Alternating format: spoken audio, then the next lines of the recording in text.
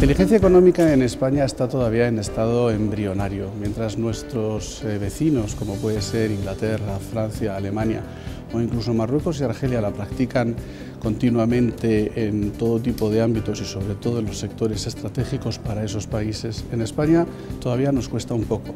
Pensamos que a lo mejor con nuestras relaciones, con nuestros amigos o con nuestro círculo y entorno podemos resolver la información de calidad, la información exhaustiva que es necesaria para poder hacer un buen análisis estratégico. Y no es así, se realiza con profesionales, con personas preparadas y sobre todo con una metodología rigurosa que por supuesto también tiene sus muy necesarios elementos de deontología, de ética y de estética.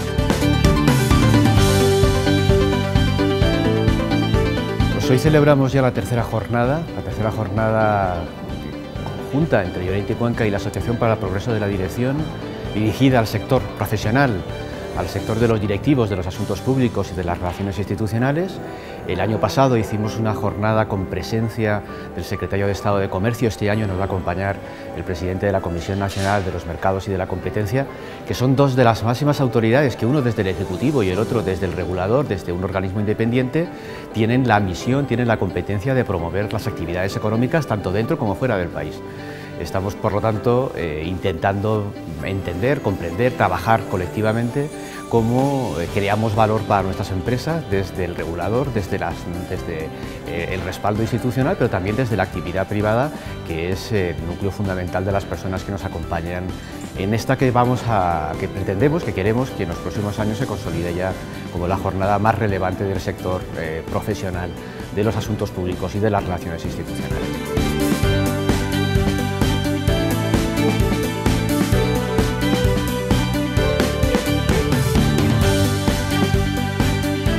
La inteligencia competitiva requeriría tres o cuatro cosas.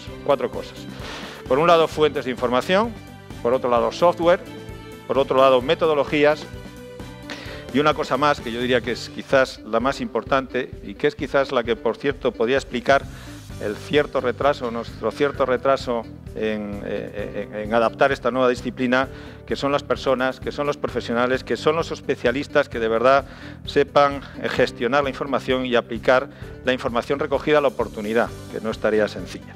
¿Se imaginan ustedes entrar en nuevos mercados, novísimos mercados como Cuba, Joan, o como Irán, sin la información, sin los datos adecuados?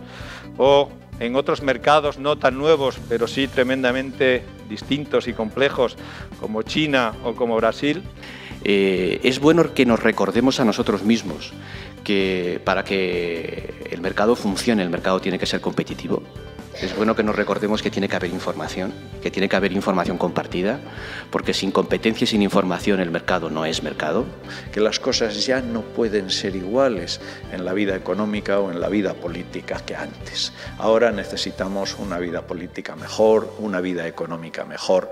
Necesitamos unos planteamientos institucionales diferentes. Por cierto, cumplir las reglas en casa en España también favorece a las empresas y les facilita competir fuera. Es muy frecuente que en el programa de clemencia se acerquen empresas de otros países que han tomado una fuerte participación en una empresa española y que digan: nos hemos encontrado con este pastel encima de la mesa, vamos a tratar de desmontarlo con su ayuda.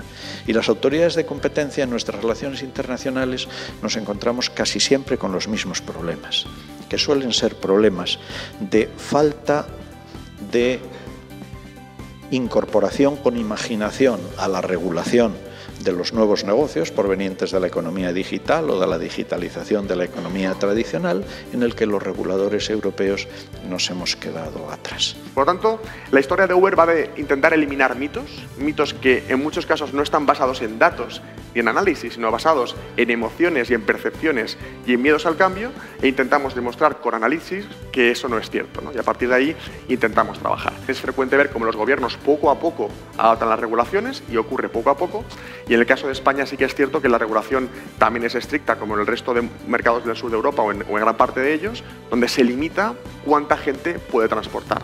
Y por lo tanto, si únicamente hay unos pocos cientos de coches que pueden transportar a personas en la ciudad, los ciudadanos siguen siendo obligados a usar su propio coche. No son chascarrillos, no son cotilleos, no es el último rumor que se comenta en un sector, tampoco es espionaje industrial. No robamos datos, no removemos basuras, algunos lo hacen, nosotros no. No ponemos cámaras, no ponemos micrófonos.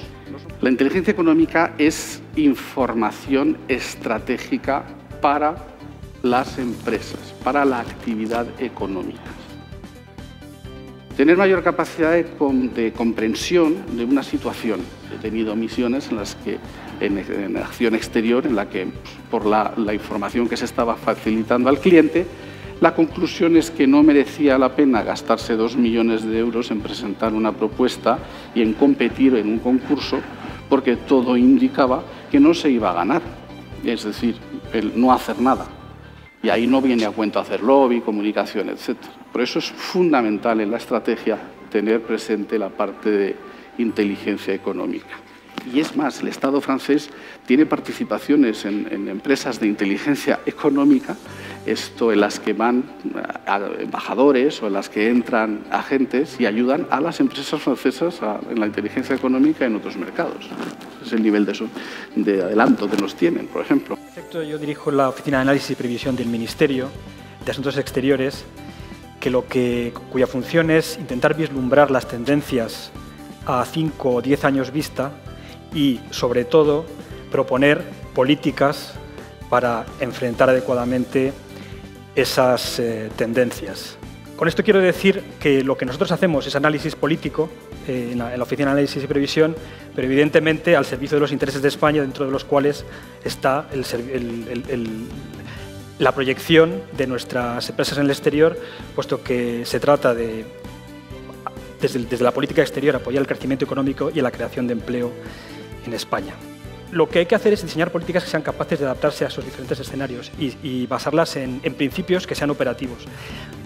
Para nosotros, por ejemplo, un principio operativo es el buscar, en la medida de lo posible, la unidad de acción entre los países europeos y entre Estados Unidos y la Unión Europea para enfrentar el reto que supone el peso específico que tiene China en el mundo, cualquiera que sean los escenarios que se vislumbren. Es decir, que la realidad es maleable y que podemos actuar sobre ella. Un ejemplo sería el reciente acuerdo nuclear con Irán, que nos muestra que podemos diseñar políticas que generen dinámicas que a la larga puedan, bueno, esperemos, llevar a una arquitectura de seguridad regional que permita superar la situación actual. Y también en sentido negativo significa que tenemos que estar atentos a las fisuras que tenemos más o menos cerca en términos demográficos, sociales, ideológicos o religiosos, para detectar dónde puede haber problemas y aplicar políticas que permitan anticiparnos a esos problemas. ¿Para qué? Para tener, más que información y datos, conocimiento, para también combatir los mitos y prejuicios de muchos mercados, pero sobre todo para generar confianza en esos mercados. Yo creo que la confianza en esos nuevos mercados es una de las palabras clave. Una de las claves es tener la capacidad de conocer la configuración del mercado y sus actores. Y la configuración de sus mercados y esos actores no se puede hacer desde un despacho, como haría un analista económico con fuentes abiertas, primarias o secundarias, sino que hay que ir sobre el terreno. En la política de hoy de la mayoría de las empresas prima el fast, el corto plazo, los resultados inmediatos. Y en la mayoría de mercados y en mercados complejos y cerrados, más que nunca hay que tener una mirada de medio o largo plazo. Por eso nosotros tenemos que ser asesores de rumbo para trazar un rumbo y ser capaces de llevarlo a cabo en entornos, digamos, bastante complejos, de complejidad operativa extrema.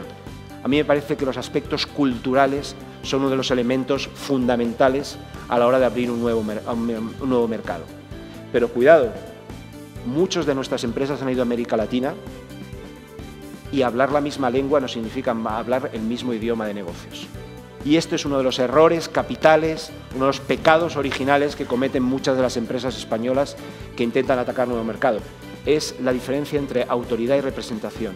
Muchas veces hemos de interpretar la persona que tenemos delante, en qué posición de la jerarquía está, si la persona que nos está recibiendo es la persona que toma las decisiones o no.